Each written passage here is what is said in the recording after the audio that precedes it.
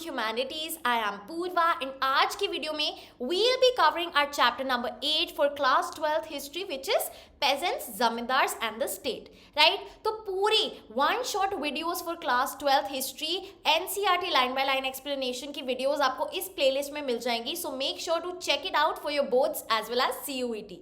तो चलिए as usual शुरू करते हैं कि कौन कौन से इंपॉर्टेंट टॉपिक्स हैं इस चैप्टर से जो आपको बिल्कुल भी मिस नहीं करने हैं, राइट? तो सबसे पहले यहाँ तो ओवरव्यू दिया हुआ है, सोर्सेज दिए हुए हैं जिससे हम इस चैप्टर के बारे में जो भी कंटेंट है वो जानेंगे, राइट? उसके बाद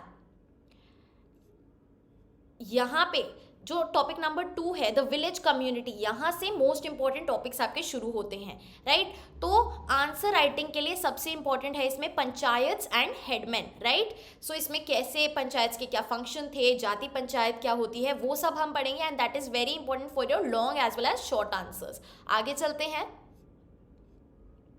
विलेज आर्टिसंस शॉर्ट आंसर के लिए इंपॉर्टेंट है, right? Another important question answer women in agrarian society, women का क्या रोल था, सो वेरी इंपॉर्टेंट अगेन। आगे चलते हैं। इतना कुछ इंपॉर्टेंट नहीं है, बेसिक रीडिंग करेंगे समझ जाएंगे। आगे चलते हैं। Zamindars very very very important, तो यहाँ पे 2 से 3 टॉपिक तो ये हो गए और लास्ट जो टॉपिक है विच is your Ain-i Akbari of Abul Fazl, another very very important topic. So ये सबसे ज़्यादा इंपॉर्टेंट टॉपिक्स हैं इस चैप्टर के। अब चलिए चैप्टर कवर करते हैं। तो इस चैप्टर में हम देखेंगे एग्रीकल्चरल सोसाइटी, जो अग्रेरियन सोसाइटी है ड्यूरिंग द मुगल रूल 16 से लेके 17 सेंचुरी के बीच में कैसी थी। बहुत मज़ेदार चैप्टर है, बिल्कुल लेंदी मत समझो, काफ़ी इजी टॉपिक्स हैं, 2 से 3 इंपॉर्टेंट टॉपिक्स हैं, उन पे ज़्यादा ध्यान देना है। तो चलिए शुरू करते हैं। During the 16th and 17th century, 16th century यानी कि आपका 1700 से लेके 17th सेंचुरी यानी कि 1800s, इसके बीच में about 85% of the population of India lived in its villages. तो रूरल एरिया में सब रहते थे, both pageants and landed elites. Pageants कौन होते हैं? पेजेंट्स जो क्या करते हैं, फार्मिंग करते हैं, राइट? और लैंडेड एलिट्स जिसको हम जमींदार बोल सकते हैं, जिनके पास लैंड है, लैंड ओनिंग क्लास है, were involved in agricultural production, वो एग्रीकल्चरल खेती करते थे, है ना? And claimed rights to a share of the produce. क्या करते थे, जैसे अगर कोई ये आपकी लैंड है तो आप लैंडेड एलिट है, लैंड ओनर है, एंड यहाँ पे आप रेंट पे पेजेंट्स को बुलाते हैं जो खेती बाड़ी करते हैं, और जब वो खेती बाड़ी कर लेते हैं तो आप उनको कोई रेंट पे नहीं कर रहे हैं या सैलरी नहीं दे रहे हैं, आप उसी का फॉर एग्जांपल 20% प्रोड्यूस जो भी आपकी खेती हुई है उनको दे देते हैं, right? So rights to a share of the produce, की एक शेयर जैसे कि 1/4 हाफ ऐसे करके जो भी प्रोडक्शन है उनको दे दी गई। This created relationships of cooperation, competition and conflict among them. The sum of these agrarian relationships made up the rural society, right? तो ये जो रिलेशनशिप्स है एक जमींदार और एक पेजेंट के बीच में, यही हमारी रूरल सोसाइटी को बनाती है। एट द सेम टाइम अब तीसरा कैरेक्टर कौन आया? Agencies from outside also enter the rural world. ये कौन है? सबसे बड़ी मुगल स्टेट। मुगल स्टेट यानी कि जो एडमिनिस्ट्रेशन है, जो गवर्नमेंट है, गवर्नेंस हम कह सकते हैं ना, Mughal state, right? which derived the bulk of its income from agricultural production। जो यहाँ पे क्या कर रही है, उसको भी शेयर ऑफ प्रोड्यूस चाहिए या फिर पैसे चाहिए। देखते हैं कैसे। Agents of the state, agents of the ruler, revenue assessors, collectors, record keepers, ये सब क्या करते थे? रूरल सोसाइटी को कंट्रोल करते थे और देखते थे कि जो कल्टीवेशन हो रही है उसमें स्टेट को भी अपना टैक्स मिल रहा है, रेगुलर शेयर ऑफ टैक्स। तो रेगुलरली उनको टैक्स पेमेंट जाती थी, जिससे क्या आती थी, ये जो हमने बल्क ऑफ इनकम पढ़ा फ्रॉम एग्रीकल्चर, राइट? चलिए, since many crops were grown for sale, है ना, उनको मार्केट में सेल आउट करने के लिए, ट्रेड करने के लिए, बाहर दूसरी कंट्रीज में भेजने के लिए, so money and markets enter the villages and link the agricultural areas with the towns. तो एग्रीकल्चरल प्रोड्यूसिंग एरियाज भी अब टाउन्स के साथ लिंक हो गए थे ट्रेड की वजह से, है ना, सेल की वजह से, राइट? चलिए आगे चलते हैं। सबसे पहला टॉपिक है पेजेंट्स एंड एग्रीकल्चरल प्रोडक्शन। इसमें हमें बेसिक एग्रीकल्चरल सेक्टर के बारे में बताया जाएगा, क्या वहाँ के पेजेंट्स करते थे, कैसी लैंड थी, कहाँ से वो पैसा आता था, right? So the basic unit of agricultural society was the village. सबसे बेसिक लेवल पे विलेज था, है ना, गांव होता है, वहीं पे होती है खेती बाड़ी। इनहैबिटेड बाय पेजेंट्स, जहाँ पे कौन रहते थे, पेजेंट्स रहते थे, जिनका क्या रोल था, who perform the manifold, manifold यानी कि मल्टीपल, कई सारे टास्क्स, और ये टास्क्स कैसे होते थे, सीजनल, यानी कि सीजन के हिसाब से चेंज हो जाते थे, that made up agricultural production through out the year, right. इसी से ये एग्रीकल्चरल प्रोड्यूस यानी कि जो आउटपुट निकल रहा है, राइट, जो we can say wheat, barley, जो भी वो बो कर रहे हैं वो निकल रहा है, right. So tilling the soil, sowing seeds, harvesting the crop when it was ripe, तो ये कुछ ऐसे फंक्शंस बताए गए हैं जो फार्मिंग में इन्वॉल्व होते हैं। Further they contributed their labour यानी कि services to the production of agro based goods such as sugar and oil. तो यहाँ पे ये क्या कर रहे हैं, फार्मर भी हैं, ये पेजेंट भी हैं, साथ में ये लेबर भी हैं, अपनी सर्विसेज प्रोवाइड कर रहे हैं अदर देन एग्रीकल्चरल प्रोडक्शन, जहाँ पे agro based goods like sugar और ऑयल को भी प्रोड्यूस करने में मदद कर रहे हैं। So but rural India was not characterised by settled peasant production alone, सिर्फ और सिर्फ यहाँ पे पेजेंट्स खेती बाड़ी नहीं करते थे। Several kinds of areas such as large tracts of dry land और hilly regions were not cultivable in the same way.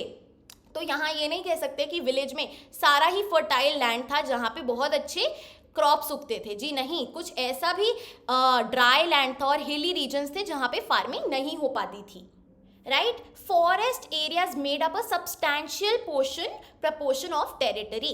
We need to keep this varied topography in mind when discussing agrarian society. तो हम इन forest areas की भी बात करेंगे जो cultivation के लिए वी कैन से फेवरेबल नहीं थे, राइट। चलिए अब सोर्सेज की बात करते हैं, कहाँ से सोर्सेज, जैसे मैंने आपको शुरुआत से बताया, ये ऐसा we can say reference material है जहाँ से हम ये जो पढ़ रहे हैं वो पता चला है, क्या सोर्स है इन बातों का जो हम पढ़ रहे हैं। Our understanding of the workings of rural society does not come from those who worked on the land. Peasants से हमें नहीं पता चल रहा है ये सब कुछ, हमें किससे पता चल रहा है, Chronicles and documents, जो कौन लिखता था, मुगल कोर्ट से जो ऑफिशियल क्रॉनिकल्स हैं और डॉक्यूमेंट्स हैं उनसे हमें ये सारी बातें पता चलती हैं, राइट। चलिए one of the most important chronicles, ऐसी ही एक क्रॉनिकल जिसके बारे में हम पढ़ेंगे वो है आइन ए अकबरी। आइन ए अकबरी जो अकबर के कोर्ट हिस्टोरियन अबुल फजल ने लिखी, वेरी इंपॉर्टेंट, एक ना एक क्वेश्चन इस पे आएगा ही आएगा, right. This text meticulously recorded the arrangements, meticulously यानी कि पर्टिकुलरली, बहुत तरीके से एकदम स्पेसिफिकली हर एक चीज़ रिकॉर्ड करी कि कैसे स्टेट इंश्योर करता था कि कल्टिवेशन अच्छे से हो रही है, कलेक्शन ऑफ रेवेन्यू, टैक्सेस वो कलेक्ट कर रहा है बाय द एजेंसीज, है ना, एजेंसीज हमने पढ़ी ना, कौन कौन थे, revenue assessors, collectors, right, and to regulate the relationship between the state, जो तीन कैरेक्टर्स है, rural magnates and the zamindars, है ना। So state, actor number 1 Mughal state जो हमने बात करी थी अभी शुरू में, ठीक है। फिर हमारे जो पेजेंट्स हैं उन्हें रूरल मैग्नेट्स बोला है, एंड जमींदार जो लैंडेड एलीट है, राइट। तो इन तीनों के बीच में रिलेशंस को क्या करती है, रेगुलेट करती है। So the central purpose of the आइन was to present a vision of Akbar's empire where social harmony was provided by a strong ruling class. तो मेन पर्पस क्या था आइन का, ये दिखाना कि जो अकबर का एम्पायर है यहाँ पे सब मिलजुल के हंसी खुशी से रहते हैं, जो कौन प्रोवाइड कर रहा है, किसके चलते, जो स्ट्रॉन्ग रूलिंग क्लास है, जो रूलर है उसकी वजह से, राइट। सो अगर मुगल स्टेट के खिलाफ कोई भी विद्रोह, रिवोल्ट या असर्शन होती, right, in opposing the power of the Mughal state, तो ऑब्वियसली वो तो फेल होनी थी, right.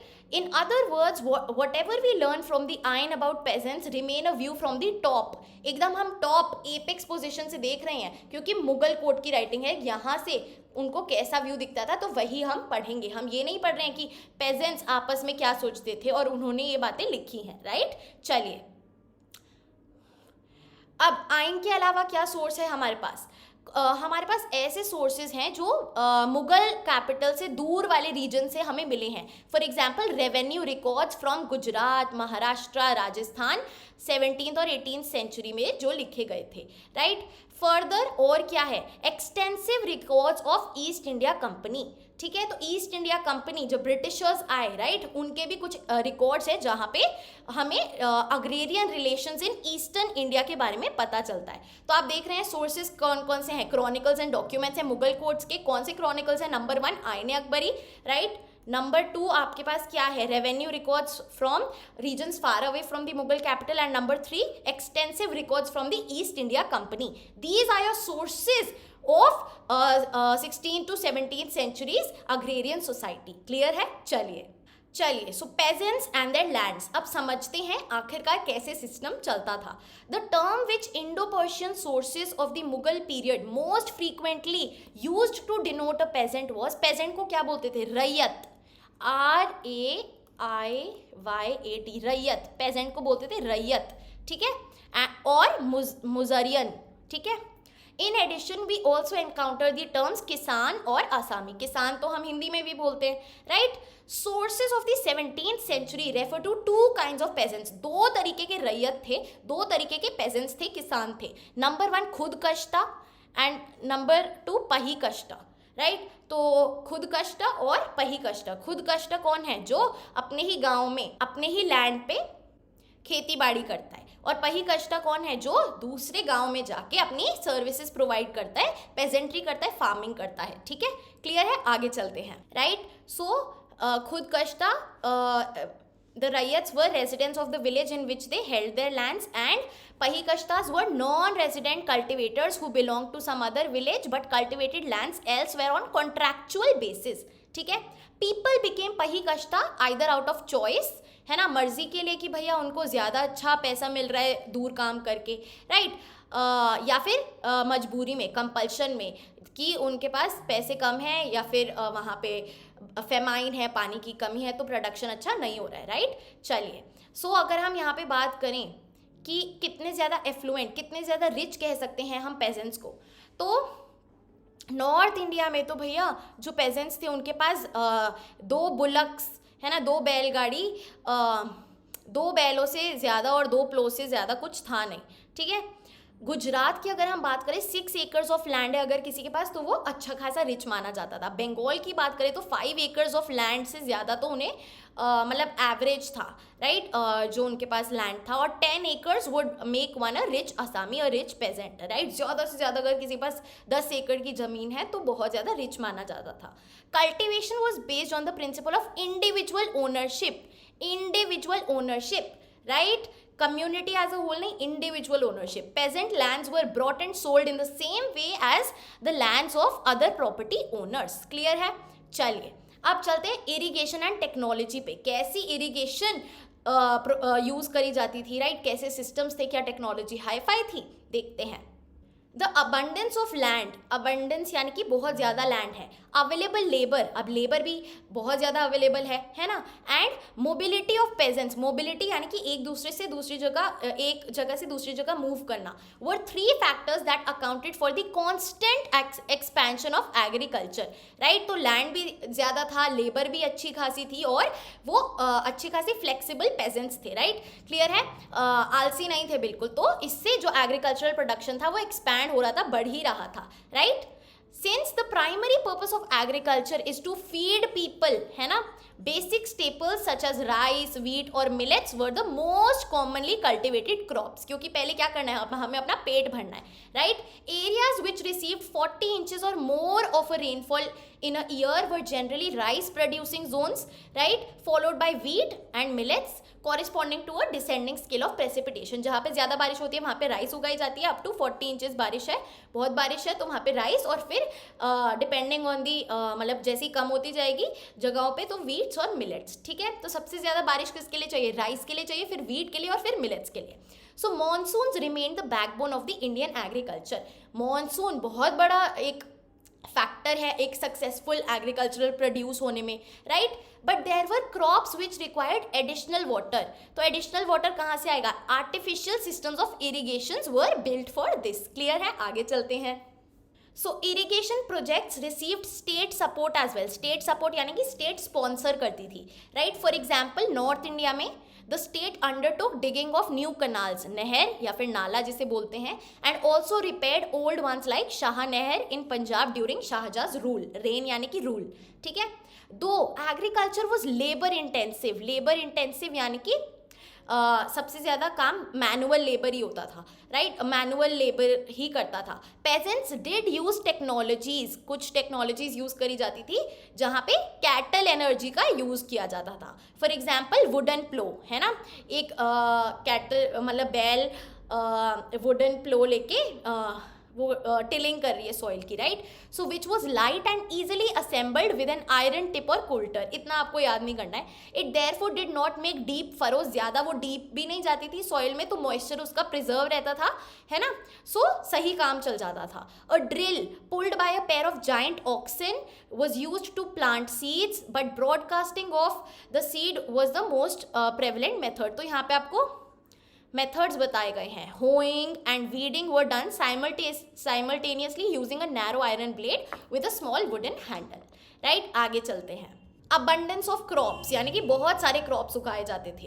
Agriculture was organised around 2 major seasonal cycles, important है शॉर्ट मार्कर के लिए। 2 मेजर सीजनल साइकिल्स होती हैं, हम सबको पता है, kharif autumn and rabi spring, right. अभी क्या चल रहा है, rabi, right. This would mean that most regions except those terrains that were the most arid यानी कि ड्राई और इनहॉस्पिटेबल, जहाँ बिल्कुल भी कोई भी तरह की ना ही पानी है, अच्छी वो कल्टिवेबल लैंड नहीं है, तो उनके सिवाय मोस्ट रीजन्स तो मिनिमम 2 क्रॉप्स अ ईयर, 2 फसल तो आई जाती थी हर साल। वेराज जहाँ पे बहुत अच्छी बारिश है, अच्छी इरिगेशन है, वहाँ पे even 3 क्रॉप्स आ जाते थे पर year, right. This ensured an enormous variety of produce, abundance of crops, right. Clear है, चलो। For example we are told in the Ain that Mughal provinces of Agra produce 39 varieties of crops and Delhi produced 43 over the 2 seasons. Bengal produced 50 varieties of rice alone. तो ये देख रहे हैं आइन अकबरी में ऐसा डेटा गिवन है। हाउएवर यहाँ पे हमने क्या पढ़ा कि क्या क्रॉप्स ग्रो होते हैं, वीट, राइस, है ना, जो खाने के लिए ज़रूरी हैं, लेकिन सिर्फ और सिर्फ बेसिक स्टेपल्स नहीं ग्रो होते थे। It was not only for subsistence. We often come across other crops like jins i kamil यानी कि परफेक्ट क्रॉप्स, जहाँ पे मुगल स्टेट और ज़्यादा एनकरेज करती थी पेजेंट्स को, क्योंकि ये क्या, इनसे और ज़्यादा रेवेन्यू और ज़्यादा टैक्स मिलता था उनको। ये कौन से क्रॉप्स थे, crops like cotton and sugar cane, right. They were jins i kamil par excellence, right, जो और चीज़ों में हमें मदद करते हैं। Cotton was grown over great swath of territory, बहुत बड़े लैंड पे ग्रो होती थी, over central India and Deccan plateau, whereas Bengal was famous for its sugar, right. So such cash crops would also include various sorts of, ये cash crops हैं, है ना, तो कैश क्रॉप्स को क्या बोलते हैं, जिन्स ए कामिल, राइट। और क्या क्या आता है इसमें, oil seeds like mustard and lentils, ये सारे कैश क्रॉप्स हैं, right. This shows how subsistence and commercial production were closely linked, intertwined in an average pageants holding. तो दोनों सब्सिस्टेंस यानी कि खुद के खाने के लिए और कमर्शियल यानी कि सेल और ट्रेड करने के लिए, दोनों ही एक पेजेंट की होल्डिंग में कंबाइंड होता था, राइट। आगे चलते हैं। अब यहाँ देखिए, during the 17th century several new crops from different parts of the world reached the Indian subcontinent. Trade से इंपोर्ट होके कौन से नए नए क्रॉप्स आ रहे हैं। नंबर 1 मेज, जिसे मक्का बोलते हैं, for example was introduced into India via Africa and Spain, and by the 17th century it was being listed as one of the major crops of western India। तो मेज कहाँ से आता था, अफ्रीका से एंड स्पेन से, right. Vegetables like tomatoes, potatoes and chilies were introduced from the new world at this time, as were fruits like pineapple and papaya। तो ये सारे हैं जो ट्रेड से न्यू क्रॉप्स इंडिया में आए, ठीक है, fine. Growing trade in the 17th century, perfect. अब हम चलते हैं मोस्ट इंपॉर्टेंट टॉपिक पे, विलेज कम्युनिटी, बहुत इंपॉर्टेंट है, ध्यान दीजिए। The above account makes it clear that agricultural production involved the intensive participation and initiative of the peasantry, है ना, peasants का रोल सबसे ज्यादा था। How did this affect the structure of agrarian relations in Mughal society? अब relations की बात करेंगे, क्या हायरार्की है, कौन सबसे सुपीरियर है, कौन इन्फीरियर है. To find out let us look at the social groups involved in agricultural expansion, जो एग्रीकल्चर प्रोडक्शन को बढ़ाने में मदद करते हैं, एंड उनके रिलेशनशिप और कॉन्फ्लिक्ट, उनका कैसा कॉपरेशन है, कैसे झगड़े हैं. We have seen that peasants held their lands in individual ownership, मैंने आपको बताया था.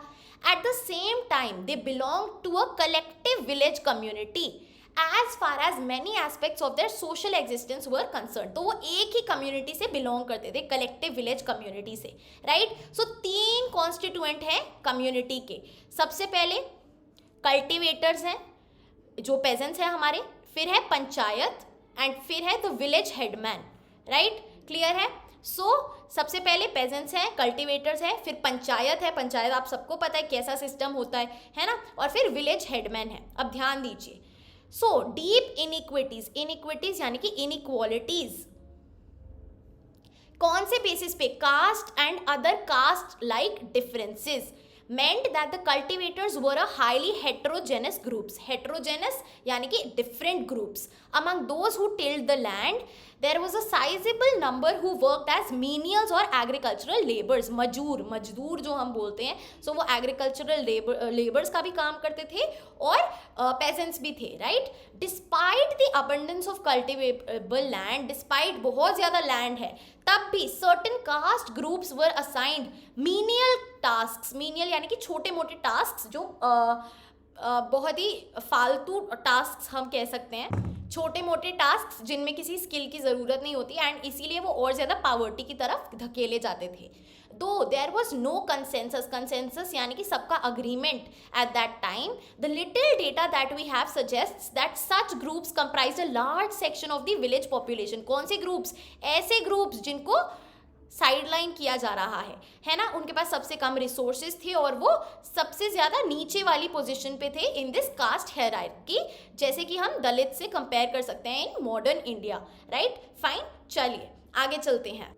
अब मुस्लिम कम्युनिटीज़ की बात करें तो मीनियल्स लाइक हलाल खोरन, जो स्कैवेंजर्स थे, they were housed outside the boundaries of the village, उन्हें विलेज के बाहर रखा जाता था. Similarly the Mallahzadas who were the sons of the boatmen in Bihar were comparable to slaves. तो आप यहाँ पे क्या देख रहे हैं? Caste discrimination, right? चलिए, there was a direct correlation between caste, poverty and social status at the lower strata of the society, right? Such correlations were not so marked at the intermediate levels, right? But नीचे lower strata of society में बहुत ज़्यादा prevalent थे. For example, देखिए, Rajputs are mentioned as peasants sharing the same space with Jats, who were accorded a lower status in the caste hierarchy. तो ये हमें एक रिकॉर्ड से पता चल रहा है, right? The Gauravas who cultivated land around Vrindavan in UP sought Rajput status in 17th century. ठीक है, उन्होंने राजपूत स्टेटस ले लिया. फिर caste such as Ahirs, Gujjars, Malis rose in the hierarchy, वो भी ऊपर चले गए हायरार्की में, बिकॉज उनका क्या हुआ? प्रॉफिटेबल बिजनेस हो गया कैटल रियरिंग और हॉर्टिकल्चर में, राइट? सो कास्ट, पावर्टी और सोशल स्टेटस तीनों इंटरलिंक्ड हैं. In the eastern regions intermediate pastoral and fishing castes like the Sadgopes and Kaivartas acquired the status of peasants. तो कैसे जैसे उनका प्रॉफिटेबल बिजनेस हो रहा है, कैसे वो सोशल स्टेटस में हाई होते जा रहे हैं. Moving on to the most important one, panchayat and headman. The village panchayat क्या है? It is an assembly of elders, usually important people of the village with hereditary rights over their property. तो जो उस गांव में हमेशा से रहते आए हैं और hereditary right है प्रॉपर्टी inherit करने की, right? वो है विलेज पंचायत के मेंबर्स और मोस्टली एल्डर पीपल हैं, राइट? चलिए, इन मिक्स्ड कास्ट विलेजेस जहाँ पे अलग अलग कास्ट के लोग रहते हैं, panchayat was usually a heterogeneous body. Heterogeneous यानी कि अलग अलग कास्ट के लोग रहते हैं पंचायत में भी, राइट? सो एन ओलिगार्की यानी कि एक स्मॉल ग्रुप जो पूरे विलेज को कंट्रोल करता है या फिर उसके पास अथॉरिटी है. So the panchayat was an oligarchy, है ना, represented various castes and communities in the village. though the village menial cum agricultural worker was unlikely to be represented there. However, सबको तो रिप्रेजेंट करती थी, लेकिन जो हमने बात करी एकदम साधारण पेजेंट की, जो मीनियल कम एग्रीकल्चरल वर्क करता है, उसको वहाँ भी रिप्रेजेंटेशन नहीं मिलती थी. The decisions made by these panchayats were binding on the members. Binding decisions थे, जो कह दिया वो कह दिया, अप्लाई होगा, राइट. चलिए, the panchayat was headed by a headman known as muqaddam और मंडल. ठीक है. सो पंचायत को कौन हेड करता था? हेडमैन, जिसको क्या बोलते हैं? मुकद्दम या फिर मंडल.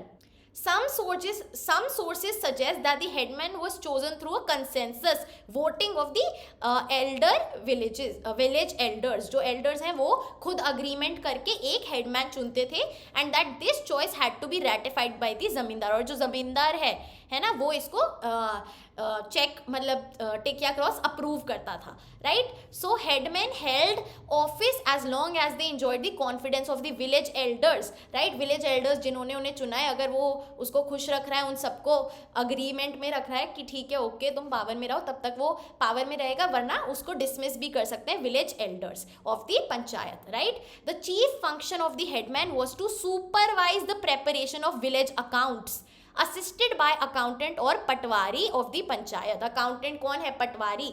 ठीक है. तो क्या है फंक्शन हेडमैन का? कि जो विलेज अकाउंट्स है, कितना आप टैक्स भर रहे हैं, कितनी कल्टिवेशन हो रही है, कितना प्रोड्यूस है, वो सब एकदम सुपरवाइज करना तरीके से. ठीक है. चलिए, पंचायत को कैसे पैसे मिलते थे? The panchayat derived its funds from contributions made by individuals to a common financial pool. एक कॉमन फाइनेंशियल पूल यानी कि जैसे दान पेटी होती है, राइट, वैसे ही एक कॉमन फाइनेंशियल पूल है.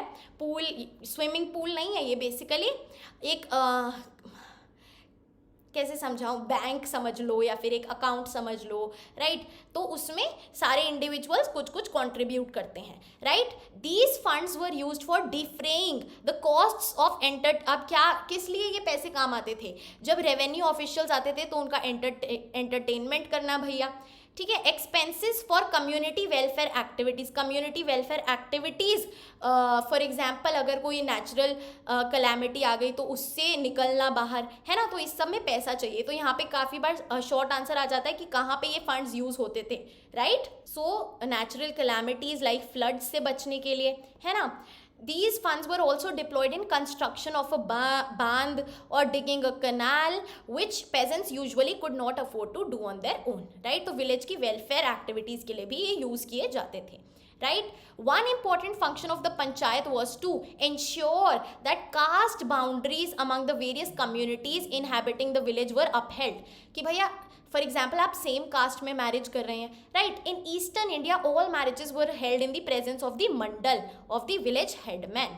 In other words, one of the duties of the village headman was to oversee the conduct of the members of the village community, chiefly to prevent any offense against their caste. वो अपनी caste guidelines के हिसाब से अपने acts कर रहे हैं. ठीक है. Panchayats also had the authority to levy fines.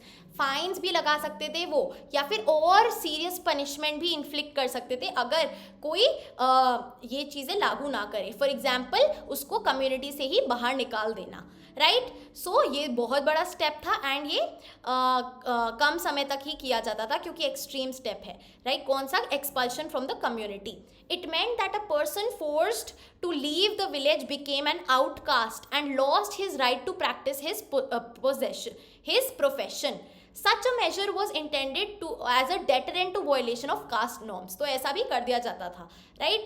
In addition, important है जाति panchayat. In addition to the village panchayat, each caste और जाति in the village had its own जाति पंचायत. तो ये पूरा विलेज है, एक विलेज पंचायत है और फिर सबकी अपनी जाति पंचायत है अपने इंटरनल अफेयर्स को मैनेज करने के लिए, राइट. तो ये बेसिकली अंदर है, राइट. चलिए, these panchayat wielded considerable power in rural society. इनके पास और ज़्यादा पावर थी. In राजस्थान, जाति panchayat arbitrated civil disputes between members of different castes, right. तो जाति और कास्ट में क्या डिफरेंस है हमने पढ़ा है चैप्टर बुक 1 में, राइट. तो पहले वो रिकॉल करो और फिर क्या करती थी ये जाति पंचायत? सिविल डिस्प्यूट्स में फैसला करती थी, राइट. थर्ड पार्टी बन के फैसला करती थी between members of different caste, जो भी डिस्प्यूट है, कॉन्फ्लिक्ट है, उसमें they mediated in the contested claims on land, decided whether marriages were performed according to the norms laid down by a particular caste group, determine who had ritual precedence in village functions, किसके पास ज़्यादा authority है इस ritual को करने की, and so on. तो ये कुछ ऐसे इश्यूज बताए गए हैं, राइट। ज्यूरिसडिक्शन बताया गया है जाति पंचायत का क्या क्या फंक्शंस थे। In most cases accept in matters of criminal justice the state respected the decisions of जाति पंचायत, राइट। सो जो मुगल अथॉरिटी, जो स्टेट गवर्नमेंट थी, वो जाति पंचायत के डिसीजंस के साथ हमेशा अग्री होती थी, एक्सेप्ट क्रिमिनल केसेस में। क्लियर है? चलिए, archival records from western India, archives यानी कि जो पुराने रिकॉर्ड्स हैं, notably in Rajasthan and Maharashtra, contain petitions presented to the panchayat complaining about extortionate taxation, बहुत ज़्यादा टैक्स लगा दिया है, डिमांड फॉर अनपेड लेबर, बिगाड़, स्लेवरी, है ना, imposed by the superior castes और officials of the state। तो आप ऐसे disputes देख रहे हैं, है ना। These petitions were usually made by villagers from the lowest rungs of rural society, right? Often these petitions were made collectively, एक set of एक group कलेक्टिवली ये पेटिशन फाइल करा है कंप्लेन करते हुए। सो एक कास्ट ग्रुप या कम्युनिटी मिलके ऐसे पेटिशंस फाइल करती थी as they considered morally illegitimate demands on part of the elite groups. These included excessive tax demands, जैसे मैंने आपको बताया, स्पेशली जब वैसे ही ड्रॉट का टाइम है या डिजास्टर का टाइम है, तो क्या होता था, जो पेजेंट्स का खुद का खाने का प्रोड्यूस है वो भी चला जाता था इनके टैक्स के चक्कर में। In the eyes of the petitioners the right to the basic minimum for survival was sanctioned by custom.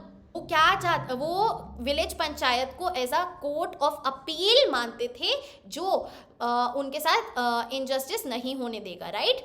And that this village panchayat would ensure that state carried out its moral obligations and guaranteed justice, right?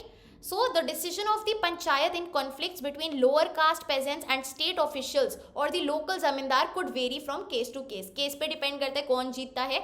In case of excessive revenue demands, जब बहुत ज़्यादा tax मांग रहे हैं तो panchayat compromise suggest करता है कि बीच का तरीका निकालें।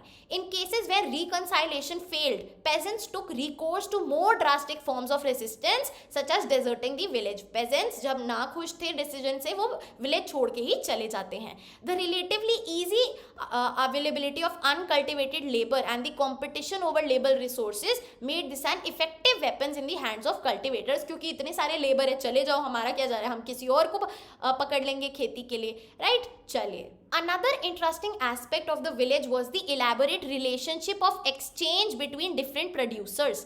कैसे प्रोड्यूसर्स आपस में ही क्या कर रहे हैं, ट्रेड कर रहे हैं, right. Marathi documents and village surveys made in the early years of British rule क्या दिखाते हैं, the existence of substantial numbers of artisans. Almost 25% of total house holds में आर्टिसंस है। आर्टिसंस क्या है, प्रोड्यूसर्स, राइट, क्राफ्ट प्रोडक्शन।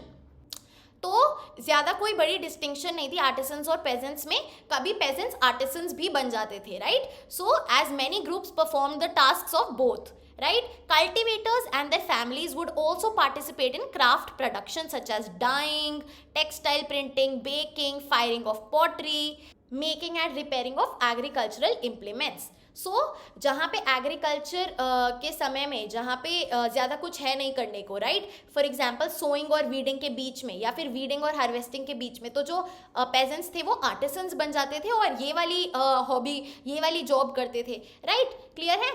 सो village artisans कौन कौन है, potters, blacksmiths, carpenters, barbers, even goldsmiths provided specialized services in return for which they were compensated by villagers by a variety of means। तो बदले में उन्हें काफ़ी अलग अलग तरीकों से रिवॉर्ड दिया जाता था। सबसे कॉमन क्या था कि उनको शेयर ऑफ दी हार्वेस्ट, जो भी उनका प्रोड्यूस आएगा, एग्रीकल्चरल आउटपुट होगा, उसमें से कुछ शेयर दे देंगे, फॉर एग्जांपल 1/4, है ना, कुछ हिस्सा दे देंगे उस प्रोड्यूस का, या फिर लैंड अलॉट कर देंगे उनके नाम पे, right. Perhaps cultivable wastes which was likely to be decided by the panchayat. ये कौन डिसाइड करेगा कितना? Panchayat, right. For example in Maharashtra such lands became the artisans miras और वतन, है ना, जो उनको उनकी हेरिडिटरी होल्डिंग, जो उनकी पुश्तों मतलब जो उनकी जनरेशन लॉन्ग चलेंगी, राइट. सो बदले में उस सर्विसेज के कई बार अलॉटमेंट ऑफ लैंड भी मिल जाती थी.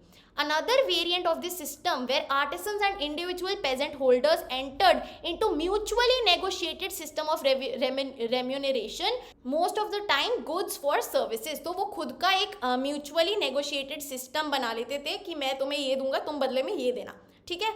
For example, Zamindars in Bengal who remunerated blacksmiths, carpenters and even goldsmiths for their work by paying them a small daily allowance and diet money. तो उनको small daily allowance दे रहे हैं, diet money दे रहे हैं, right. तो ये खुद की negotiated terms थी, वो जो आपस में मिलके decide कर लेते थे. And this इसी को क्या बोला गया? जजमानी system, right. This was later known as the जजमानी system. Fine, चलिए. However, कैश रेम्यूनरेशन भी कई बार होती थी, टोटली अननोन नहीं थी.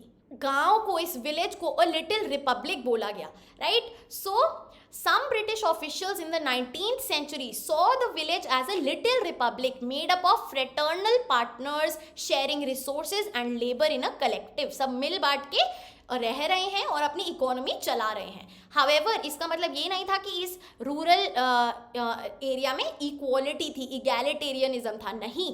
There was individual ownership of assets and deep inequality is based on caste and gender distinctions, जैसे हमने पढ़ा, right. A group of powerful individuals decided the affairs of the village. कौन है? जो पंचायत है, विलेज हेडमैन है. Exploited the weaker sections and had the authority to dispense justice. So बिल्कुल भी इक्वालिटी तो हम नहीं कह सकते, राइट. चलिए, मोस्ट इंपॉर्टेंटली एक कैश नेक्सस बन गया था बिटवीन किसकी वजह से? ट्रेड की वजह से, between the villages and the towns. जैसे हमने बात करी, लिंक था विलेजेस और टाउन्स के बीच में, राइट. मुगल हार्टलैंड में भी revenue was assessed and collected in cash, right. तो कैश चलता था.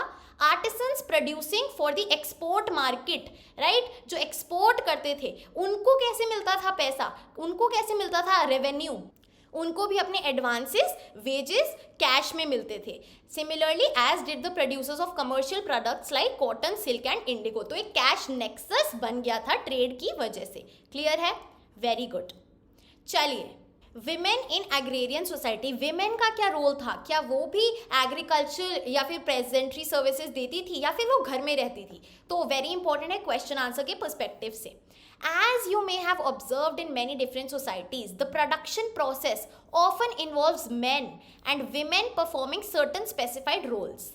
In the contexts that we are exploring, women and men had to work shoulder to shoulder in the fields. तो सबसे पहला पॉइंट है, दोनों shoulder to shoulder एक ही जैसा काम करते थे फील्ड्स में, एग्रीकल्चर करते थे. Men tilled and plowed while women sowed, weeded, threshed and winnowed the harvest. तो दोनों के अपने अपने फंक्शन है एग्रीकल्चर में.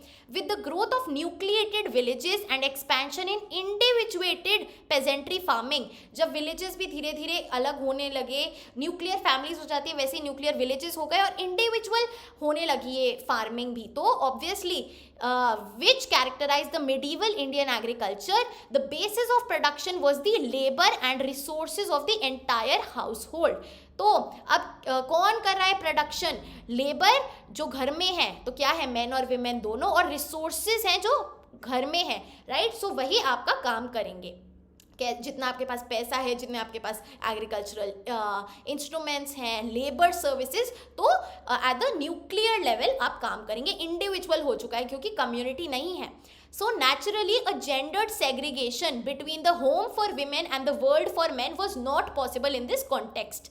Nonetheless biases यानी कि obviously थोड़ी सी भेदभाव तो थी ही related to women's biological functions. जैसे कि menstruating women periods के दौरान they were not allowed to touch the plow or the potter's wheel in West India और enter the groves where betel leaves pan were grown in Bengal. तो भैया जो plough है जिससे खेती बाड़ी करते हैं, राइट, जो एग्रीकल्चर इम्प्लीमेंट्स हैं, जो एग्रीकल्चर इंस्ट्रूमेंट्स हैं, पॉटर्स व्हील, उनको हाथ भी नहीं लगाने दिया जाता था और पान जहाँ उगता है वहाँ पे एंट्री नहीं थी बंगाल में, राइट. तो ये बायस है ऑब्वियसली, राइट, इनइक्वालिटी है।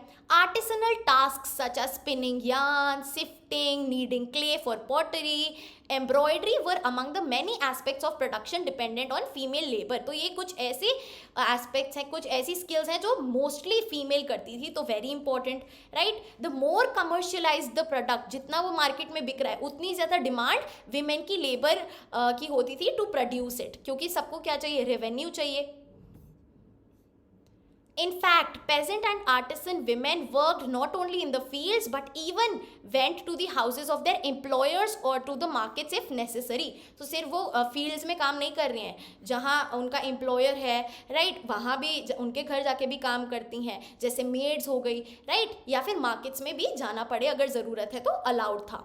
Women were considered as an important resource in agrarian society, also because one of the most important we can say point, because they were child bearers in a society dependent on labor। एक ऐसी society में जहाँ human labour की बहुत value है, क्योंकि आपको labour ही चाहिए एग्रीकल्चरल प्रोडक्शन के लिए, तो उनको बहुत अच्छा सोर्स माना जाता था, क्योंकि वो क्या करेंगी, चाइल्ड को बर्थ देंगी जो आगे जाके लेबर में कंट्रीब्यूट करेगा, right. But high mortality rates थे अमंग दीज विमेन, क्योंकि वो मैल न्यूट्रिशन थी, फ्रीक्वेंट प्रेगनेंसीज हो जाती थी ज़्यादा बच्चों के चक्कर में, death during child birth often meant a shortage of wives. तो जहाँ पे डिमांड ज़्यादा है तो उसकी शॉर्टेज भी हो जाएगी।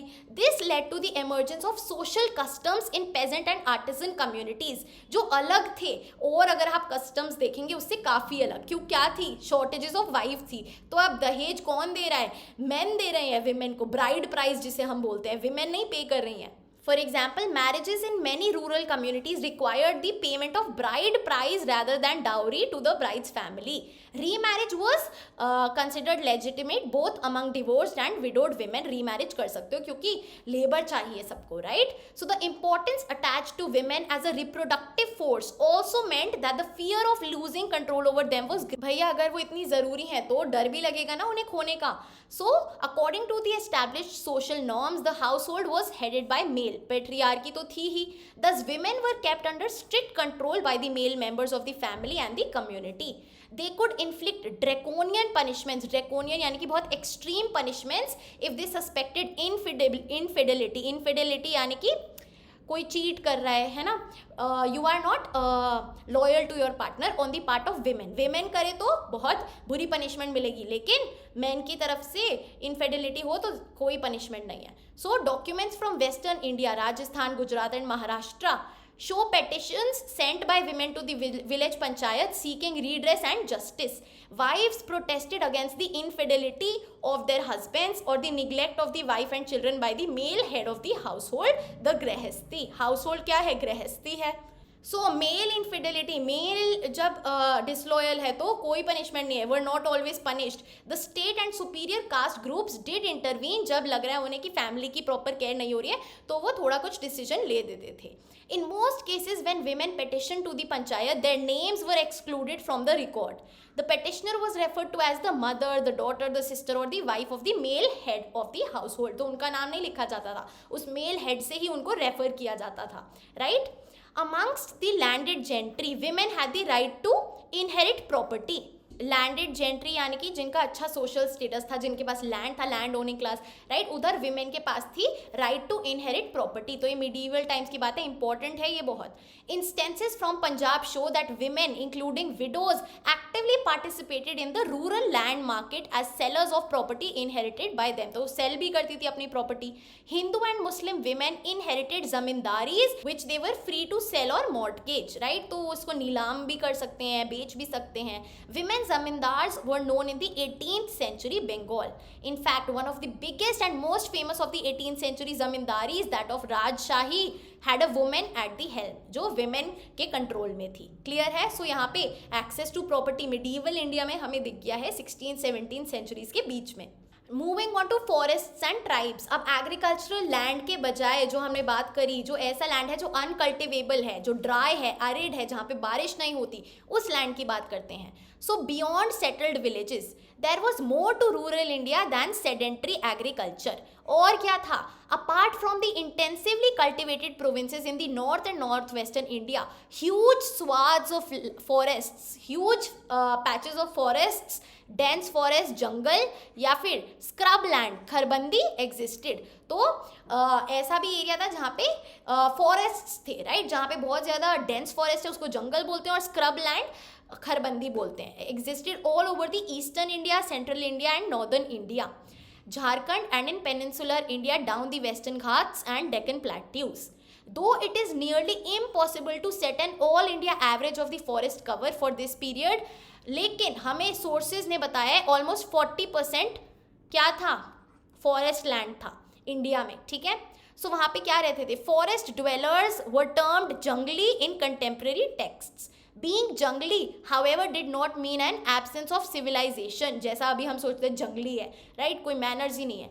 However, ये क्या डिस्क्राइब करती है, those people whose livelihood came from gathering of forest produce, जो hunter gatherers हैं, hunting करते हैं, फॉरेस्ट में जो प्रोड्यूस मिल गया वो गैदर करते हैं और खाते हैं, एंड शिफ्टिंग एग्रीकल्चर, जो एक जगह एग्रीकल्चर करते हैं फिर दूसरी जगह शिफ्ट करते हैं एग्रीकल्चर, एक ही लैंड पे नहीं स्टिक करते. These activities were largely season specific. Among the Bhils, ये एक एग्जाम्पल है कम्युनिटी का, फॉरेस्ट ड्वेलर्स का. Amongst the Bhils, for example, spring was reserve for collecting forest produce, summer for fishing, monsoon months for cultivation, autumn and winter for hunting, right. तो season पे depend करती थी ये सारी activities, right. Such a sequence presumed and perpetuated mobility, right, कि आपको time to time shift करना है, मोबाइल, आप एक जगह से दूसरी जगह मूव करेंगे, which was a distinctive feature of the tribes inhabiting these forests. For the state the forest was a subversive place, कि कोई भी अगर उस स्टेट को तंग करे तो क्या करते हैं, अब उनको यहाँ पे भेज देते थे फॉरेस्ट्स में. A place of refuge for trouble makers. Once again we turn to Babar, who says that jungles provided a good defense behind which the people of the Pargana become stubbornly rebellious and pay no taxes. However, लोग यहाँ जाके छुप जाते थे taxes को invade करने के लिए, right? चलिए, external forces enter the forest in different ways. बाहर के लोग कैसे आते थे, अलग अलग तरीके से.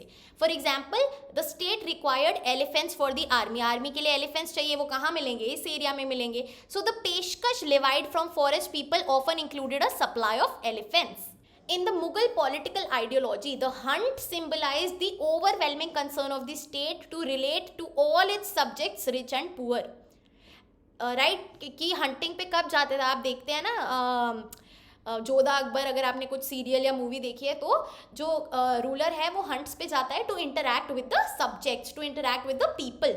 सो regular hunting expeditions enabled the emperor to travel across the extensive territories of his empire. बड़ी बड़ी territories के across वो move करते थे, travel करते थे, and personally attend to the grievances of the inhabitants. लोगों की problem को personally attend करते थे. The hunt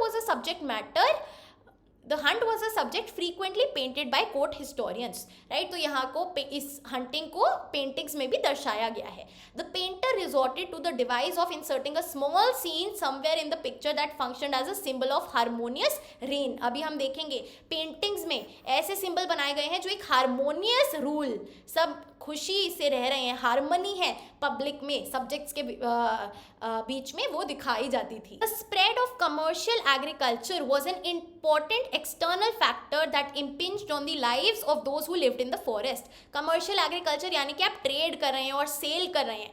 So forest products like honey, beeswax, gum lac were in great demand. Some such as gum lac became major items of overseas export from India in the 17th century. तो forest dwellers को फायदा हुआ. Elephants were also captured and sold.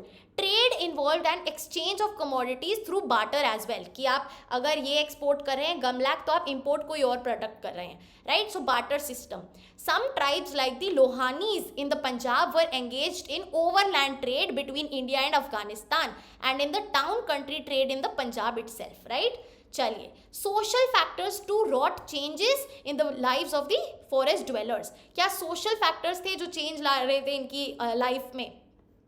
Like the big men of the village community, tribes also had their chieftains. जैसे वहाँ village headman था, यहाँ पे chieftain है.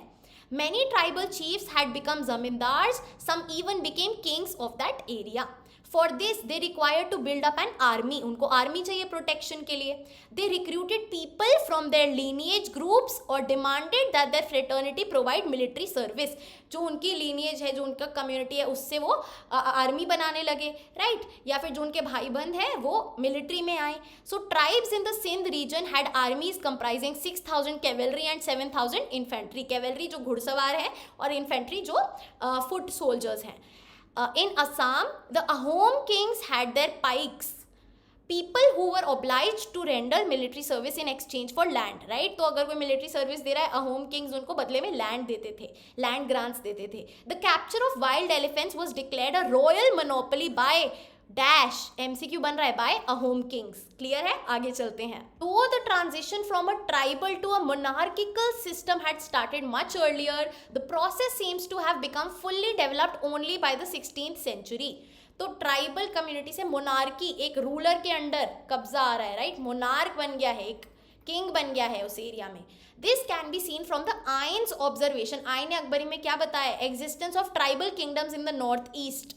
War was a common occurrence. वहाँ पे काफ़ी कॉमनली नॉर्मली वॉर होती थी. जैसे कि Koch kings fought and subjugated a number of neighbouring tribes in a long sequence of wars through 16th and 17th centuries. New cultural influences also began. Cultural influences क्या है in forest zones में? Some historians have indeed suggested the Sufi saints, peers, played a major role in the slow acceptance of Islam among agricultural communities emerging in newly colonized places. Chapter 6 में देखा है, right? आगे चलते हैं. बिल्कुल important paragraph नहीं है, tension मत लो. आगे चलते हैं. Very very very important. Zamindars पे ध्यान दीजिए. Our story of agrarian relations in Mughal India will not be complete without referring to a class of people in the countryside. Countryside यानी कि villages that lived off agriculture, जो agriculture के कारण ही survive कर रहे थे, लेकिन they did not participate directly in the process of agriculture production. क्योंकि वो सिर्फ क्या दे रहे हैं? अपना लैंड दे रहे हैं. वो खुद खेती बाड़ी नहीं कर रहे, वो खुद पेजेंट्री नहीं है, वो पेजेंट्स को हायर कर रहे हैं अपने लैंड पे. तो उनका सारा धंधा अपने लैंड के कारण चल रहा है एग्रीकल्चर के थ्रू, पर वो एक्टिव पार्टिसिपेट नहीं कर रहे. These were the zamindars who were landed proprietors. उनके पास लैंड थे खुद के. Who also enjoyed certain social and economic power and privileges by virtue of their superior status in the rural society. Caste was one of the factors that accounted for the elevated status of zamindar. Another factor was that they performed services, khidmat for the state. Right? तो क्यों थे वो इतने socially influential? पहली बात तो वो उनके पास लैंड है, राइट? वो लैंडेड प्रोप्रिएटर्स हैं, राइट? सो जमींदार्स हैं. दूसरी बात, उनकी कास्ट जो है इससे और ज़्यादा उनको प्रिविलेज मिलती है और वो स्टेट के लिए कुछ काम भी, खिदमत, सर्विसेज भी देते थे. The zamindars held extensive personal lands, जिनको क्या बोलते हैं? Milkiyat, meaning property. Milkiyat lands were cultivated for the private use of zamindars, often with the help of hired और सर्वाइल लेबर, जो मैंने आपको बताया. The zamindars could sell, bequeath और mortgage these lands at will. अपनी मर्जी से क्या कर सकते थे? या तो बेच सकते थे, नीलामी कर सकते थे उस लैंड की, या फिर अपनी विल में किसी को ट्रांसफर कर सकते थे, राइट? चलिए, zamindars also derive their power from the fact that they could often collect revenue on behalf of the state. ये जो सर्विसेज है, खिदमत, क्या है कि वो रेवेन्यू कलेक्शन में मदद कर रहे हैं स्टेट की. ठीक है, वो स्टेट के नाम पे on behalf of the state revenue यानी कि टैक्स कलेक्ट कर रहे हैं. और service for which they were compensated financially, जिसके बदले में उन्हें फाइनेंशियल कॉम्पनसेशन मिल रही है, right? Control over military resources was another source of power. तो यहाँ पे आप देखिए, सबसे पहला कास्ट, फिर सर्विसेज, जिसमें क्या आ गया? Revenue collection by the state. फिर नंबर 3 मिल्कियत, उनकी खुद की पर्सनल लैंड्स है. नंबर 4 उनके पास क्या है? कंट्रोल ओवर मिलिट्री रिसोर्सेज, जिससे उन्हें और ज़्यादा पावर मिलती है. मोस्ट जमींदार्स हैड फोर्ट्रेसेस, किलाचास, as well as armed contingent comprising units of cavalry, artillery and infantry. तो भैया फोर्ट्रेसेस भी हैं और आर्मी भी है, right? Thus, if we visualize social relations in the Mughal countryside as a pyramid, तो सबसे ऊपर कौन है? जमींदार्स हैं, टॉप पे, एपेक्स पे, राइट? क्लियर है? Zamindars clearly constituted its very narrow apex. Abul Fazl's account indicates that an upper caste, Brahmana Rajput, combined had already established firm control over rural society. Upper caste तो थी ही थी. It also reflects a fairly large representation from the so called intermediate castes as well as the liberal sprinkling of Muslim zamindaris.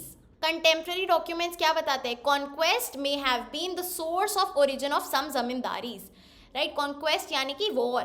The dispossession of weaker people by a powerful military chieftain was quite often a way of expanding zamindari. जब आप किसी पे हमला कर दो जो weak है आपसे और उनकी property हड़प लो. It is however unlikely that the state would have allowed such show of aggression by a zamindar unless he had been confirmed by an imperial order. तो state obviously ऐसा तो approve नहीं करेगी until and unless उसने state से permission ली है. चलिए, more important were the slow processes of zamindari consolidation. Slow processes में क्या है? Colonisation of new lands by transfer of rights by order of the state and by purchase. तो 3 तरीके हैं. राइट्स ट्रांसफर कर दी किसी और के नाम पे, स्टेट ने ऑर्डर दे दिया कि अब ये इसका है लैंड, या फिर आपने खरीद लिया है. राइट, तो ये स्लो प्रोसेस है जमींदारी और ज़्यादा बढ़ाने के लिए. These were the processes which perhaps permitted people belonging to the relatively lower castes to enter rank of zamindars, as zamindaris were brought and sold quite briskly in this period. Briskly यानी काफ़ी ज़्यादा. Right, a combination of factors also allowed the consolidation of clan और lineage based zamindaris, जैसे कि Rajputs and Jats adopted these strategies to consolidate their control over vast swaths of territory in north India. Right, एक community, एक clan, एक lineage based group जमींदारी मतलब land को own कर रहा है. ऐसे ही पेजेंट पेस्टोरलिस्ट्स जैसे कि सदगोप्स carved out powerful zamindaris in areas of central and southwestern Bengal.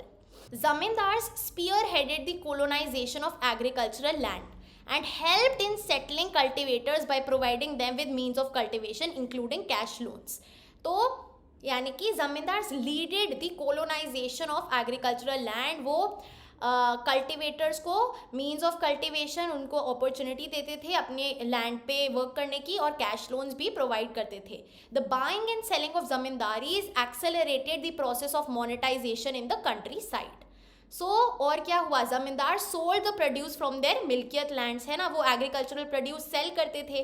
There is evidence to show that zamindars often established markets to which peasants also came to sell their produce. Right, तो उसमें से कुछ peasants का होता था, for example half the produce या फिर 1/4 of produce जो लैंड पे हुआ है, और बाकी 3/4 किसका है? जमींदार्स का है, जो वो मार्केट में सेल करते थे.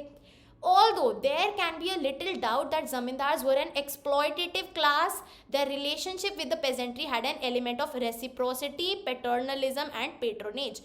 तो हमारे पास ज़्यादा एविडेंस नहीं है कि जमींदार एक्सप्लॉइट करते थे पेजेंट्स को, लेकिन ऐसा दिखता है कि उनकी जो रिलेशनशिप थी अच्छी थी.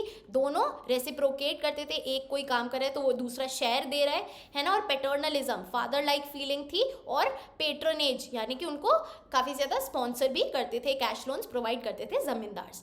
2 एस्पेक्ट्स रीइंफोर्स दिस व्यू. ये कैसे सपोर्ट होता है? सबसे पहली बात, bhakti saints who condemned caste based and other forms of oppression did not portray the zamindars as exploiters or oppressors of the peasantry.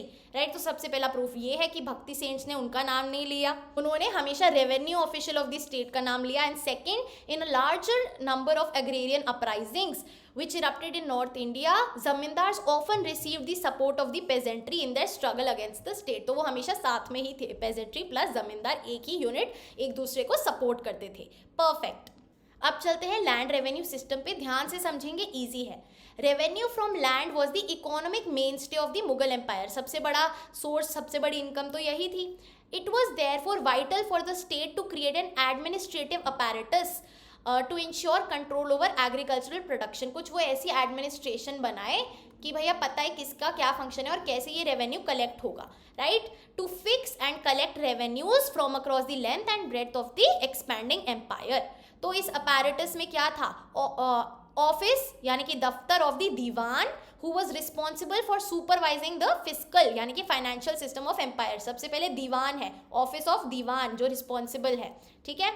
Thus, revenue officials and record keepers penetrated the agricultural domain and became a decisive agent in shaping agrarian relations. इसके बाद क्या है? Revenue officials हैं जो collect कर रहे हैं, record keepers हैं जो पूरा खाता रखते हैं किसको कितना देना है. Right, the Mughal state tried to first, सबसे पहले इंफॉर्मेशन ली उस लैंड के बारे में कि कितना एग्रीकल्चरल लैंड का एक्सटेंट है एम्पायर में, है ना, और कौन सी लैंड पे कौन सी प्रोडक्शन होती है, और फिर टैक्स बर्डन डिसाइड किया. Right, right. तो 2 स्टेजेस थी लैंड रेवेन्यू अरेंजमेंट्स की, सबसे पहले असेस करना और फिर एक्चुअल कलेक्ट करना। तो जमा था अमाउंट असेस्ड की कितना बनता है जमा, राइट, और फिर हासिल की कितना कलेक्ट हुआ एक्चुअल में, right. In his list of duties of the amil guzar और रेवेन्यू कलेक्टर। तो अमिल गुजर है ना, जिसको हम रेवेन्यू कलेक्टर बोलते हैं। Akbar decreed that while he should strive to make cultivators pay in cash, the option of payment in kind was also kept open. अगर आपके पास कैश नहीं है, आप प्रोड्यूस हमें दे दो, जो एग्रीकल्चरल प्रोड्यूस है, right. So while fixing revenue the attempt of the state was to maximise its claim, कि उसको सबसे ज्यादा मिले, है ना। बट एक्चुअल में ये रेवेन्यू कलेक्ट करना डिपेंडिंग ऑन द कंडीशंस, बारिश हुई या नहीं हुई है, मुश्किल था, राइट, उतना ज़्यादा रेवेन्यू कलेक्ट करना। So both cultivated and cultivable lands were measured in each province, measure किया गया, असेस किया गया, है ना। आइन ने बताया है that aggregates of such lands during Akbar's rule, आइन में ये लिखे गए हैं। Efforts to measure lands continued under subsequent emperors, चलते गए ये, राइट। फॉर एग्जाम्पल 1665 में औरंगजेब ने रेवेन्यू ऑफिशियल्स को बोला एनुअल रिकॉर्ड्स बनाए on the number of cultivators in each village, right, fine. चलिए, द फ्लो ऑफ सिल्वर, अब देखते हैं, ध्यान से देखिए, दिस इज अ सिल्वर रुपया इशूड बाय अकबर, राइट। चलो, the Mughal Empire was among the large territorial empires in Asia that had managed to consolidate power and resources during 16th and 17th century. So these empires were the Ming, Safavid and Ottoman, right? China, Iran और Turkey में. The political stability achieved by all these empires helped create vibrant networks of overland trade from China to the Mediterranean Sea. तो भैया overland trade होने लगा, है ना। Voyages यानी कि journeys of discovery and the opening up of new world resulted in a massive expansion of Asia's, particularly India's trade with Europe. तो trade relations Europe के साथ भी अच्छे हो गए. This resulted in a greater geographical diversity of India's overseas trade as well as expansion in the commodity composition of this trade. So expanding trade से क्या होगा, huge amounts of silver bullions आए एशिया में to पे for goods procured from India. Return में हम commodity दे रहे हैं, रिटर्न में ये सिल्वर रुपया आ रहा है, सिल्वर बुलियन आए इंडिया में. And a large part of that bullion gravitated towards India, right. This was good for India as it did not have natural resources of silver. तो सिल्वर आ गया भैया हमारे पास, क्योंकि हम नेचुरली सिल्वर नहीं है हमारी कंट्री में. As a result the period between 16th and 18th centuries was also marked by stability in the availability of metal currency, particularly silver रुपया in India, right. So trade से inflow of silver रुपया हुआ. This facilitated an unprecedented expansion of minting of coins यानी कि coins छापना, mint करना, and the circulation of money in the economy as well as the ability of the Mughal state to extract taxes and revenue in cash. तो भैया money का flow हुआ तो क्या होगा, इकोनॉमी में मनी का फ्लो हुआ, फिर मुगल स्टेट भी टैक्स जो लेगा मनी में ही लेगा, कैश में लेगा, राइट. सो यहाँ पे एग्जाम्पल है the testimony of an Italian traveller Giovanni Kareri who passed through India in 1690 provides a graphic account about how the way silver traveled across the globe to reach India. It gives us an idea of the phenomenal amounts of cash and commodity transactions in 17th century. Right. चलिए most important topic पे चलते हैं. The Ain Akbari of Abul Fazl. Very important, एक ना एक answer बनेगा ही बनेगा. The Ain Akbari क्या थी, was the culmination total of a large historical administrative project of classification undertaken by whom, Abul Fazl, who was the court historian of Akbar at the order of Emperor Akbar, right. क्या consolidate किया, culminate यानी कि मिलके सारा कुछ साथ में एक बुक में लिखा, right. It was completed in 1598, the 42nd regnal year of the emperor after having gone through 5 revisions. 45th year जब से अकबर रूल कर रहे थे, राइट, तब जाके ये रेडी हुई. The Ain was a part of a larger project of history writing commission by Akbar. This history is known as the Akbarnama. Akbarnama का पार्ट थी आइन अकबरी. अकबरनामा में 3 बुक्स थी, right. The first two provided a historical narrative, historical story, कहाँ पहले क्या हुआ फिर क्या हुआ, राइट. ठीक है. And the Ain Akbari, the third book, was organised as a compendium of imperial regulations and gazetteer of the empire. Compendium यानी कि collection of all the information, जो रेगुलेशंस रूलर ने लगाए, राइट, जो लॉज निकाले, जो ऑफिशियल गैजेटियर था, ऑफिशियल नोटिस था एम्पायर का, right. So this was in the Ain Akbari. Clear है. The आइन gives detailed accounts of the organization of the court. Court कैसे फंक्शन करता था, एडमिनिस्ट्रेशन कैसी थी, आर्मी कैसी थी, सोर्सेज ऑफ रेवेन्यू क्या क्या थे, फिजिकल लेआउट कैसा था प्रोविंसेस का, हर एक detail, literary, cultural and religious traditions of people, सब कुछ आईने अकबरी में बताया गया है, जो अकबरनामा की तीसरी बुक थी, right. So along with a description of various departments of Akbar's government and elaborate descriptions of various provinces, subas, हर चीज बताई गई थी. The Ain gives us intricate, बारीक quantitative information of these provinces. तो हमें फिगर्स भी दी गई हैं, right. So collecting and compiling this information systematically was an important imperial exercise, right. सब कुछ कलेक्ट करना और ऑर्डर में कंपाइल करना. It informed the emperor about the varied and diverse customs and practices prevailing across his extensive territories. इस सारी information से अकबर को खुद अपने टेरिटोरियल एक्सपेंस, लोगों के बारे में पता चलता था जो इतनी बड़ा एम्पायर में है. The आइन is therefore a mine of information for us about the Mughal Empire during Akbar's rule. क्यों? ये सारा बताएंगे हम क्या क्या इंक्लूडेड था आइन में, जो अभी हमने लास्ट पैराग्राफ में पढ़ा. It is important, however, to keep in mind that this is a view of the regions from the center, a view of society from its apex. हम स्टेट की नज़र से देख रहे हैं, सब्जेक्ट्स की नज़र से नहीं देख रहे. जैसे मैंने बताया, ऊपर का व्यू है ये, ठीक है. चलिए, द आइन is made up of 5 books. अब भैया जो अकबरनामा है वो 3 बुक्स की बनी है, तीसरी बुक आइन है. अब आइन में 5 बुक्स हैं जिसको दफ्तर्स बोलते हैं, of which first 3 books describe the administration. Administration के बारे में है, ऑफिसर्स का क्या काम है, कैसे वो कंपोज हो, कैसे उनका कॉम्पोजिशन है, क्या उनके फंक्शंस हैं. द फर्स्ट बुक मंजिल आबादी concerns the imperial household and its maintenance.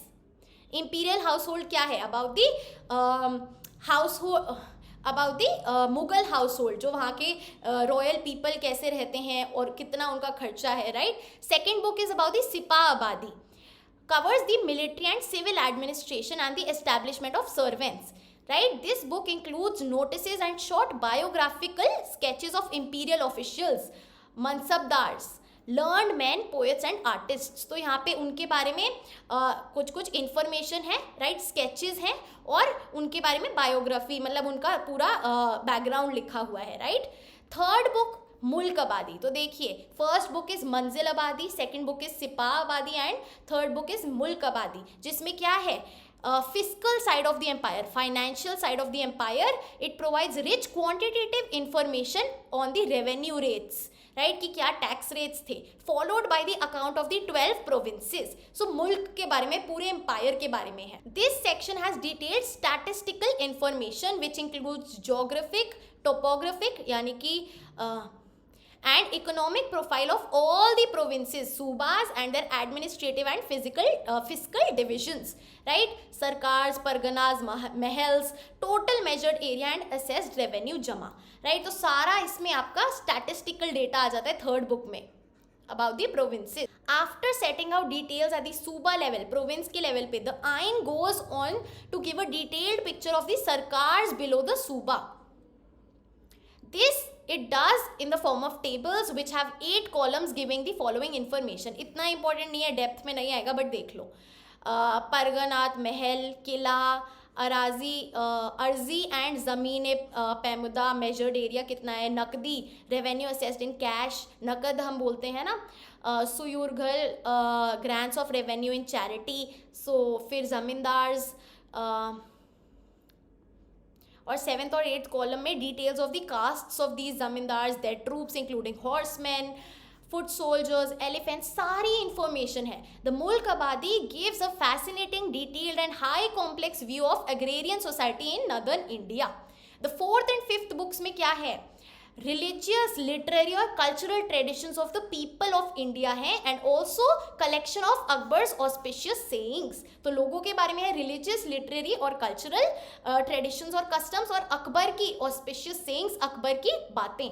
Although the Ain was officially sponsored to record detailed information to facilitate Emperor Akbar govern his empire, it was much more than a reproduction of official papers. The manuscript was revised 5 times by the author. It suggested a high degree of caution on the part of Abul Fazl and a search of authenticity. इतनी बार revision हुआ है तो कोई भी mistake होने की chances तो नहीं है. Oral testimonies were cross-checked and verified before being incorporated as facts in the chronicles. तो एकदम सब कुछ सही सही लिखा हुआ है. In the quantitative sections, all numerical data were reproduced in words ताकि errors ना हो. Right? Historians have carefully studied the Ain, point out that it is not without its problems. लेकिन historians ने कमी निकाल दी है, problems निकाल दी है, despite of 5 revisions. So limitations of Ains क्या है? Very important. Answer बनता है क्या limitations है, क्या problems है. Numerous errors in totaling have been detected. Number 1 totaling में है, ठीक है. These are ascribed to simple slips of arithmetic or transcription by Abul Fazl's assistant. तो totaling में है सबसे पहला problem. These are generally minor, बहुत छोटी मोटी गलतियाँ हैं ना, और जो overall calculation है quantity को ज़्यादा कुछ change नहीं करती है, आसपास ही है. दूसरी लिमिटेशन क्या है? Skewed nature of the quantitative data. Skewed nature का क्या मतलब है? Data were not collected uniformly from all provinces. भैया एक जगह से ज़्यादा डेटा ले लोगे तो कंपैरिजन में कैसे वो सही दिखाएगा, right. For instance while for many provinces यानी कि subas detailed information was compiled about the caste composition of zamindars, such information is not available for areas like Bengal and Odisha. तो इक्वली आप जगहों से सेम इन्फॉर्मेशन नहीं ले रहे हैं, right. Further, while the fiscal financial data from the Subas is remarkable for its richness, some equally vital parameters such as prices and wages from these same areas are not well documented. तो तीसरी चीज़ है unequal issues पे, जैसे कि आपने physical data तो लिया है लेकिन अलग अलग पैरामीटर्स प्राइसेस और वेजेस को छोड़ दिया है. The detailed list of prices and wages that the Ain does provide is mainly derived from data pertaining to areas in or around the imperial capital of Agra. बाकी areas के नहीं है and is therefore of limited relevance for the rest of the country. So these are the 3 limitations of Ain. Very important pointers बना लीजिए. Blue text को पढ़ते हैं. These limitations notwithstanding, the Ain remains an extraordinary document of its time. By providing fascinating glimpses into structure and organization of Mughal Empire and by giving us quantitative information about its products and people, Abul Fazl achieved a major breakthrough in tradition of medieval chroniclers who wrote mostly about remarkable political events, wars, conquests, political machinations, political machinations and dynastic turmoil. तो political event से हटके एक ऐसा chronicler है अबुल फजल जिसने कुछ हटके लिखा which has stayed with us, right. Information about the country, the people, the products was mentioned only incidentally and as embellishments to the essentially political thrust of the narrative. तो और डॉक्यूमेंट्स में political events ही लिखे जाते थे जीत के, और ये सब गलती से लिखा जाता था. लेकिन आइन में स्पेसिफिकली अबुल फजल ने इस पे फोकस किया. द आइन completely departed from this tradition as it recorded information about the empire and the people of India and thus constitutes a benchmark for studying India at the turn of the 17th century. बहुत अच्छा document है जो हमें पूरा overview देता है about the Indian society back. The value of the Ain's quantitative evidence is uncontested where the study of agrarian agricultural relations is concerned. वहाँ पे कोई भी हम fault नहीं निकाल सकते हैं. But it is the information it contains on people, professions and trades and on imperial establishment and the grandees of the empire that enables historians to reconstruct the social fabric of India. So हमें society के बारे में इन aspects से पता चलता है जो कि आइन में given है, right? So we are finally done with our chapter number 8.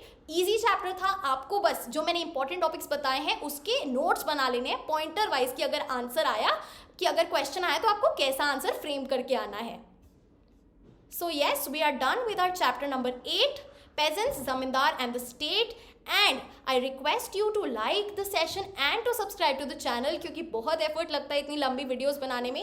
I would really appreciate कि अगर आप चैनल को शेयर भी कर दें for all your juniors or for all those who are in class 12th. Guys, that is it for our today's video. I hope you liked it, and if you did, please like, share and subscribe to the channel. You are at Humanities. Happy learning. I'll see you in the next video.